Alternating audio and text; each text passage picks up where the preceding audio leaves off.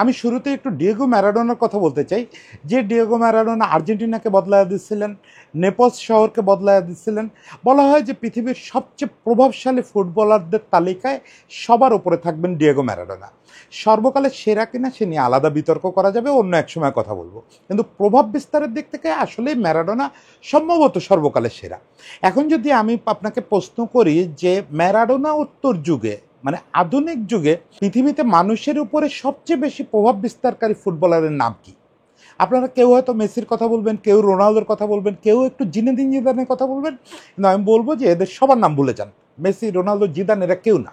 এই আধুনিক যুগে মানুষের উপরে ফুটবল দিয়ে সবচেয়ে বেশি প্রভাব বিস্তার করা খেলোয়াড়টার নাম মোহাম্মদ সালাহ বা মো সালাহ, আমাদের ইজিপশিয়ান কিং।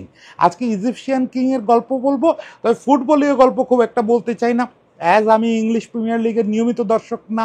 দ্বিতীয়ত হচ্ছে আমি ফুটবল বুঝি কম।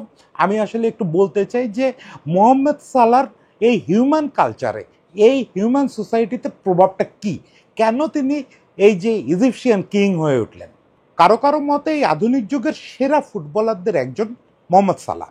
আসলে এখানে কারো কারো মতে বলার কোনো সুযোগ নেই, তার রেকর্ড এবং তার পারফরমেন্স বলতেছে এবং অ্যাচিভমেন্ট সব কিছু বলতেছে যে আসলে মো সালাহ এই আধুনিক যুগের one of the great footballer. কিন্তু আমরা আসলে যে আগেই বলছি যে ওই গ্রেটনেসের কথা আজকে একটু কম বলি। প্রথমে একটু সালার উত্থানের গল্পটা বলি। সালাহ হচ্ছে মিশরের অত্যন্ত দরিদ্র পরিবারের একটা ছেলে। মিশরের কায়রো শহর থেকে অলমোস্ট 40 কিলোমিটার দূরে, মানে প্রায় 4 ঘন্টা জার্নি করে তার ওই গ্রামে পৌঁছানো লাগে। গ্রামটার নাম আমি কয়েকবার করে মুখস্থ করার চেষ্টা করছি, কিন্তু ভুলে গেছি। ও মোহাম্মদ সালাহ ওখানকার ওই গ্রামের ছেলে, গ্রামে বসেই টিভিতে ফেনোমেনন রোনালদো, তারপরে জিদান, এদের খেলা দেখে দেখে বড় হয়েছে। ফলে তার ভেতরেও স্বপ্ন ছিল যে সে বড় ফুটবলার হবে। ও সেই স্বপ্নটা বাস্তব করার জন্য সে একটা অদ্ভুত পরিশ্রম এবং ত্যাগের জীবন বেছে নিল। সালাহ যেটা করলো যে তার ওই গ্রামে বসে তো তার পক্ষে টপ লেভেল ফুটবলার হওয়া সম্ভব না। কোনো একটা ভাবে কায়রোর কোনো একটা ক্লাবের সঙ্গে যোগাযোগ করলো, ওই একাডেমির সঙ্গে যোগাযোগ করলো যে ওখানে সে প্রতিদিন প্র্যাকটিস করতে আসবে, তাদের হয়ে খেলবে। কিন্তু সেটা আপনি চিন্তা করেন যে কি অসম্ভব একটা ব্যাপার। ওই গ্রামের একটা বাবার পক্ষে কায়রোতে রেখে ছেলেকে ফুটবল শেখানো, এটা একেবারে অবাস্তব একটা ব্যাপার ছিল। ফলে সালাহ যেটা শুরু করলেন, একদম ফজরের ওয়াক্তে ঘুম থেকে উঠে ফজরের নামাজটা পড়ে একটা বাস ধরতেন। বাস ধরে কয়েকবার মাইক্রোবাস বদলায়, মানে ওই যে লোকাল কিছু শেয়ারে চলা মাইক্রোবাস আছে, ওইটা মিশরের একটা কালচারাল হেরিটেজের মতো। এখন মানে ওই একটা বড় পত্রিকায় পড়তেছিলাম যে সালাহ এই 4 ঘন্টার যাত্রায় কতবার মাইক্রোবাস বদলাতেন এবং কতবার বাস বদলাতেন, এটা নিয়ে প্রচুর বিতর্ক আছে। কেউ বলে 11বার বদলাতেন, কেউ বলে 7বার বদলাতেন। যাই হোক, বদলাতেন, সে ব্যাপারে কোনো সন্দেহ নাই। এবং 4 ঘন্টা জার্নি করে তিনি 8টার দিকে এসে পৌঁছাতেন হচ্ছে কায়রো শহরে। কায়রো শহরে এসে প্র্যাকটিস করতেন, দুপুর পর্যন্ত খেলতেন, খেলে আবার 4 ঘন্টার জার্নি করে বাড়ি ফিরে যেতেন। বাড়ি ফিরে গিয়েও কিন্তু দিনটা শেষ হতো না, তখন সন্ধ্যা হয়ে যেত যখন বাড়ি ফিরতেন। সন্ধ্যাবেলায় বন্ধুদের কাছ থেকে পড়াশোনার যে নোট টোট এগুলো ম্যানেজ করে এনে এগুলো নিয়ে বসে পড়তেন পড়াশোনায়। গভীর রাতে পড়াশোনা শেষ করে ঘুম দিতেন, আবার ফজরের রক্তে ওঠা। এই হচ্ছে সালার জীবন ছিল। এবং এর মধ্যে 5 বেলার 1 বেলাও নামাজ কাজা নেই। 5 বেলাই নামাজ পড়তেছেন, নিয়ম মতো ধর্ম পালন করতেছেন, রোজা থাকতেছেন, এর মধ্যেই ফুটবলটা চলতেছে। এই করতে করতে কায়রোর একটা ক্লাব, খুব নাম করা কোনো ক্লাব না, ওই ক্লাবে জয়েন করলেন এবং কিছুদিনের মধ্যে ইউরোপিয়ান স্কাউটদের চোখে পড়ে গেলেন। সালাকে প্রথম পিক করলো সুইস ক্লাব এফসি বাসেলস, এবং সুইস লিগে প্রথম সিজনে সালার যে পারফরমেন্স, তারপরে আর আসলে ইউরোপে তাকে নিয়ে মানে সন্দেহের কোনো অবকাশ ছিল না। ওই সময়ে আপনার ইউএস কোচ হয়েছিলেন পরে ব্রাডলি। ব্রাডলি সালার খেলা দেখছিলেন, দেখে ব্রাডলি বলছিলেন যে ইউরোপের যে টপ ফুটবলাররা আছে, এবং উনি দুঃসাহস করে মেসি রোনালদোর কথা উল্লেখ করছিলেন যে মেসি রোনালদোর সঙ্গে ফাইট করার জন্য একটা ছেলে সুইজারল্যান্ডের লিগ থেকে উঠে আসতেছে। এবং এটা খুব দ্রুত সত্যি প্রমাণিত হলো। ওই সময় মরিনো ওর খেলা দেখছিলেন এবং দেখে সেই সুবাদেই অনেকটা চেলসি তাকে কিনে নিল। চেলসিতে শুরুতে খুব ভালো জায়গা করে নিতে পারছিল সেটা বলা যাবে না। যদিও সুন্দর শুরু হয়েছিল, কিন্তু একটা ব্যাপার থাকে তো, আমরা দেখছি যে ইউরোপে, লাতিন আমেরিকার বাইরে অন্য কোনো মহাদেশ থেকে আসা ফুটবলারদের একটু স্ট্রাগল করতে হয়। এটা ওদের মাইন্ড সেট আপ বলেন, যে কোনো কারণে হোক, আফ্রিকান খেলোয়াড়দের এবং মুসলিম খেলোয়াড়দের একটু জায়গা পাওয়াটা কঠিন হয়। ফলে চেলসিতে সে ঠিক মতো সুযোগ পায় নাই, নিজেকে চিনায় ধরা, নিজেকে মানায় নেওয়া, এগুলো পায় নাই। পরে ফিওরেন্টিনা, রোমা, এইসব জায়গায় লোনে খেলছে। মূলত রোমাতে লোনে এবং পরে পার্মানেন্টলি খেলা শুরু করার পরেই সালার আসলে গ্রাউন্ড ব্রেকিংটা শুরু হলো। রোমাতে লিগ টিগ জিতলো এবং মানে বিস্তর গোল করলো, অ্যাসিস্ট করলো, তখন সালারে নিয়ে হইচই শুরু হলো। তারপরেও তারা যখন লিভারপুল কিনলো, লিভারপুল এই সালারে কিনে আনার পরে কিন্তু ব্যাপক সমালোচনা হয়েছিল যে এই ছেলে লিভারপুলের কালচারের সঙ্গে মানাইতে পারবে না, লিভারপুলের যে আপনার স্টাইল, এটার সঙ্গে মানায় নিতে পারবে না। কিন্তু শুরু হতে না হতেই দেখা গেল যে সালা লিভারপুলের প্রাণ হয়ে গেছে।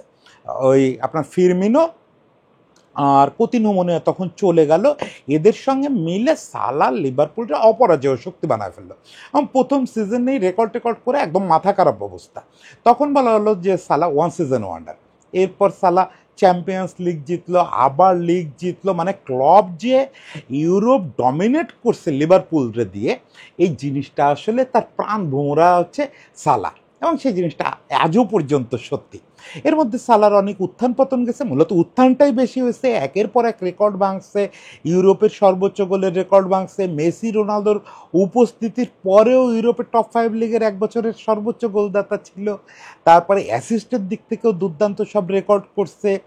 তারপরে সর্বোচ্চ বোধহয় 3-4টা লিগ জিতছে, মানে সালা অ্যাচিভ করে নাই এরকম কোনো ব্যাপার নাই। সে দুবার ব্যালন ডি'র নমিনেশন পাইছে, দুর্ভাগ্যক্রমে দুবারই ফিফথ হয়ে শেষ করতে হয়েছে।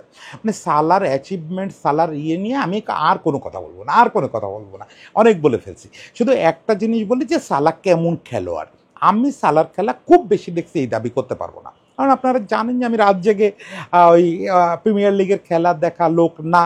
তারপরেও মাঝে মাঝে তো দেখছি, 2-4টা ম্যাচ তো দেখছি।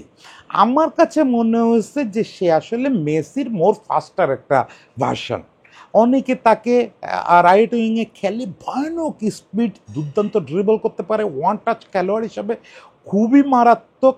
মানে যা যা থাকা দরকার একটা ফরওয়ার্ডের এবং একটা উইঙ্গারের, সব বৈশিষ্ট্য তার মধ্যে আছে।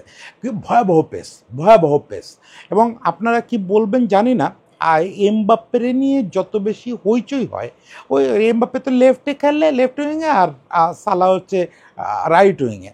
আমার কাছে কেন যেন এমবাপ্পের চেয়ে সালারে কোয়ালিটি মনে হয়। এ কথা শুনলে আপনারা রাগ করবেন না, এমবাপ্পে তো এখন সেন্সেশন, কিন্তু বরং এমবাপ্পেরই আমার ওই 2 সিজন ওয়ান্ডার মনে হয়। আমি ছোট করতেছি না এমবাপ্পেরে, সেও অনেক বড় খেলোয়াড়, অবশ্যই আরও বড় হবে, অনেক কিছু অ্যাচিভ করবে।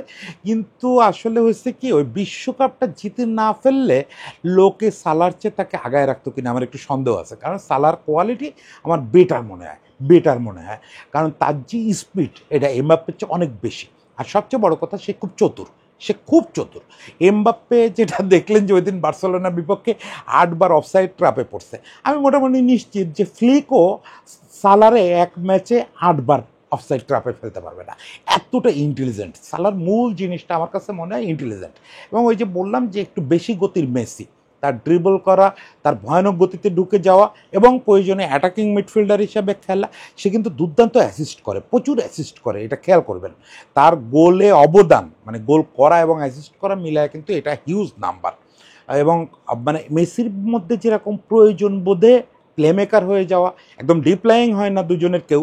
মেসি অবশ্য মাঝে কয়েক সিজন বেশ ডিপ্লাইং খেলছে, কিন্তু মূল মেসি, মানে ওই মেসির সঙ্গে তার প্রচুর মিল আছে। এবং একসময় তার ইজিপশিয়ান মেসিও বলা হতো, যদিও মানে সালা সেই ছায়া থেকে বেরোয় আসে, সে কিং অফ ইজিপ্ট হয়ে গেছে, ইজিপশিয়ান কিং হয়ে গেছে। আর ইয়েরা তাকে ডাকে, মিশরের লোকজন তাকে ডাকে ফারাও বলে। তো আমরা ফারাও না বলে আমরা কি ইজিপশিয়ান কিং বলতেই পছন্দ করি। কিন্তু আমরা আসল যে আলোচনা করতে বসছি, সেইটা তো সালার এইসব ফুটবলিং অ্যাচিভমেন্ট না, সেইটা হচ্ছে সালার সোশ্যাল ইম্প্যাক্ট। সালার সোশ্যাল ইম্প্যাক্ট যদি প্রথমেই ভাবেন, সেটা হচ্ছে সালা হচ্ছে ইউরোপে একটা ট্যাবু ভেঙে দিছে।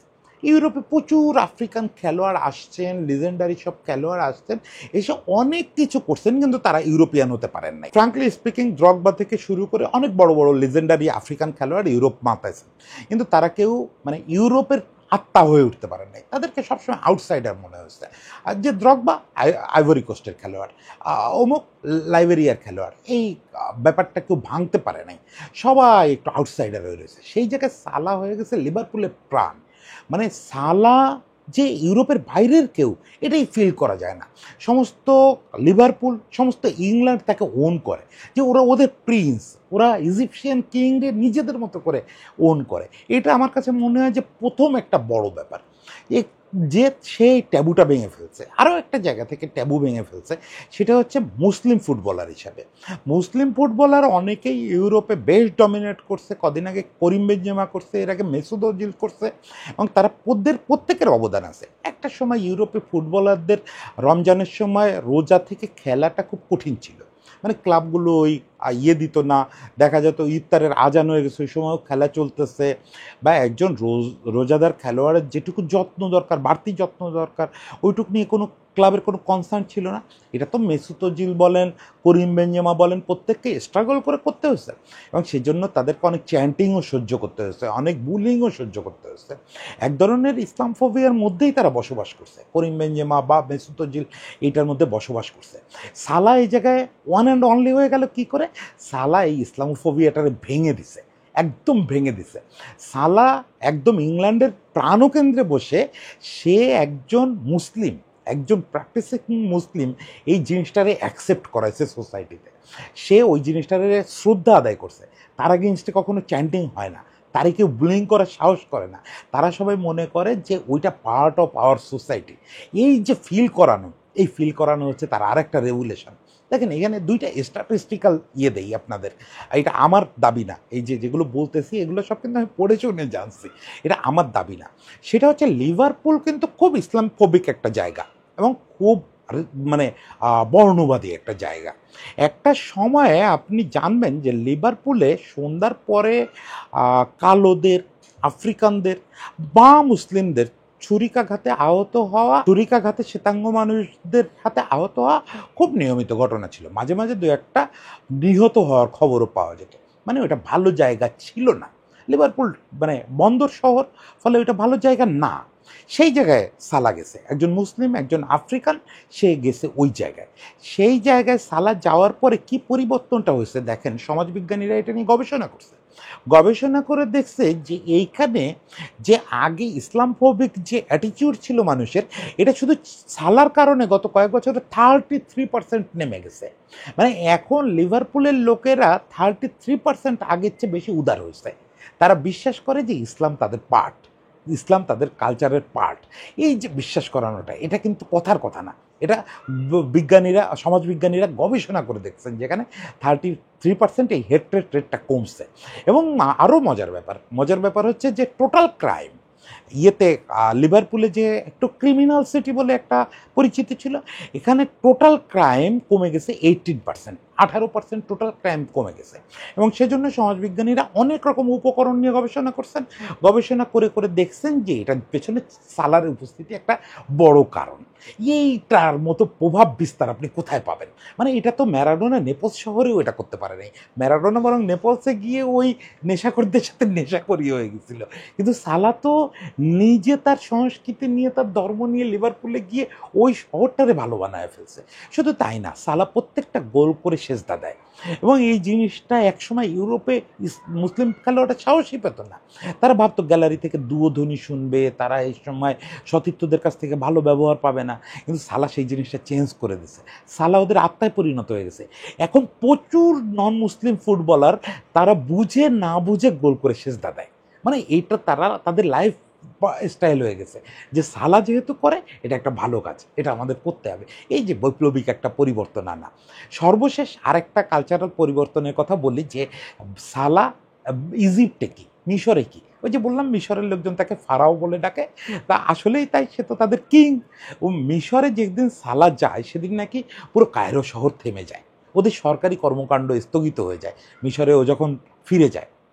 একবার যেটা হলো, সম্ভবত চেলসিতে থাকতে সালার একটা ছিল, তখন মিশরের একটা নিয়ম ছিল, এখনও আছে কিনা আমি জানি না, যে আপনার বয়স 18 থেকে 22-এর মধ্যে থাকা অবস্থায় আপনাকে বাধ্যতামূলক 1 বছর আর্মি ট্রেনিং নিতে হবে। এটা পৃথিবীর অনেক দেশে আছে, মিশরেও এই নিয়মটা ছিল বা আছে।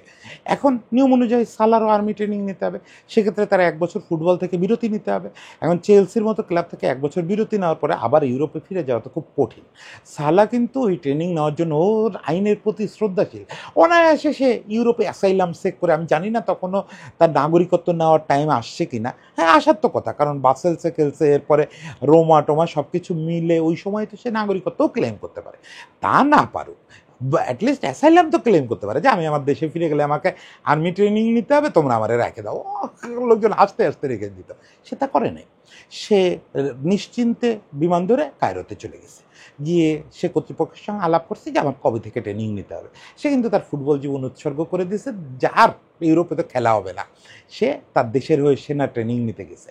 তখন ওদের প্রতিরক্ষা মন্ত্রী এবং প্রধানমন্ত্রী ওর সঙ্গে বসছেন, বসে বলছেন যে আমরা একটা বিশেষ বিল আনবো, একটা অধ্যাদেশ আনবো, যে যারা জাতীয় সম্মান বয়ে আনবে তাদের কারোর এই ট্রেনিং নিতে হবে না, এবং সেটা শুরুটা হবে তোমারে দিয়ে। দেখেন, শুধু একটা লোকের জন্য একটা দেশ আইন বদলানো হয়েছে, একটা বিশেষ অধ্যাদেশ পাশ করা হয়েছে, পাশ করে সেই লোকটাকে তো মুক্তি দেওয়াই হয়েছে, দায় মুক্তি দেওয়াই হয়েছে এক্ষেত্রে। শুধু তাই না, একসঙ্গে জাতীয় পর্যায়ে যারা, শুধু ফুটবল না, কেউ শিল্পে, কেউ অন্য কোনো কলায় যদি ওই অবদান রাখে, তাহলে তার আর এই বিশেষ আর্মি ট্রেনিং নিতে হবে না, বাধ্যতামূলক আর্মি ট্রেনিং নিতে হবে না। এটা একটা মানুষ, একটা দেশের ভবিষ্যৎ, একটা দেশের আইন বদলায় ফেলতে পারে। এর চেয়ে বড় প্রভাব বিস্তারকারী আপনি কারে পাবেন? আচ্ছা, শেষ গল্পটা বলি, এটা সবচেয়ে ইন্টারেস্টিং গল্প। 2018 সালে মিশরের জাতীয় নির্বাচন চলতেছে, মানে প্রেসিডেন্ট নির্বাচন চলতেছে। তো সালা স্বাভাবিকভাবে ভোটার, সালা তো কোনোভাবেই নির্বাচনে অংশ নিচ্ছেন না, কিন্তু নির্বাচনের পরে ভোট গণনার সময় দেখা গেল যে 10 মিলিয়ন ভোট বাতিল হয়েছে। 10 মিলিয়ন ভোট হয়েছে, মানে অনিয়ম অনুযায়ী, নিয়ম অনুযায়ী দেওয়া হয় নাই বলে বাতিল হয়েছে। কি হয়েছে এই 10 মিলিয়ন ভোটে? 2জন প্রেসিডেন্ট প্রার্থী ছিল, সব ভোটার গণহারে ওই 2জনের নাম কাটে দিয়ে নিচে লিখছে মো সালাহ। তারা মো সালারে প্রেসিডেন্ট হিসেবে দেখতে চায়। এই জিনিসটা আপনার কাছে তখনই বিস্ময়কর মনে হবে যে সালার জন্য তো 10 মিলিয়ন ভোট পড়ছে ওইখানে। সালার নাম কিন্তু ব্যালট পেপারে ছিল না, তারা সবাই হাতে লিখছে সালার নাম, লিখে 10 মিলিয়ন ভোট পাইছে সালা। সেখানে যিনি প্রেসিডেন্ট নির্বাচিত হয়েছেন তিনি পাইছেন 7 মিলিয়ন ভোট।